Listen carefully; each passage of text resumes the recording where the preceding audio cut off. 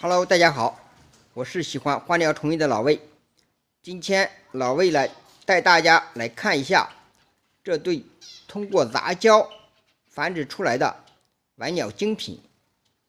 这是之前我散养的时候，就是群养，在一起杂交之后精选出来的一对。我们看这一对，它们的特点。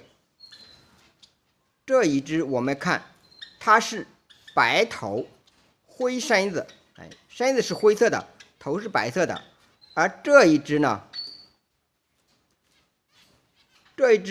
它的头是完全是黑色的。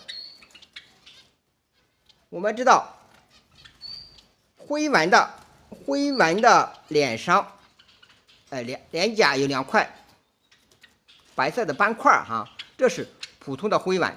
我们看它的腮上都有2块，两边各有1块白色的斑块。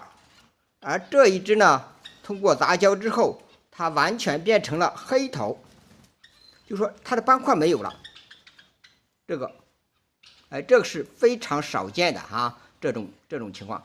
那么这一个呢，就是完全的白头。当然这一个还不是特别的纯啊，它的头上还偶尔的我们看有那么星星点点的这个黑色的羽毛，估计通过再次换羽之后，它会完全变成白色的。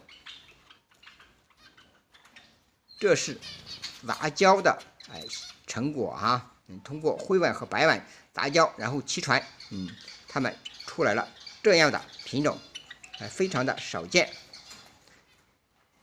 在这么多的白纹灰纹当中，我也就是挑选出来了这么2只，一只黑头的，一只白头的。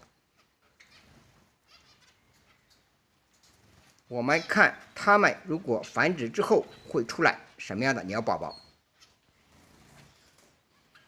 好，今天的视频就和大家分享到这里，喜欢老魏的朋友请加个关注，我们下期再见。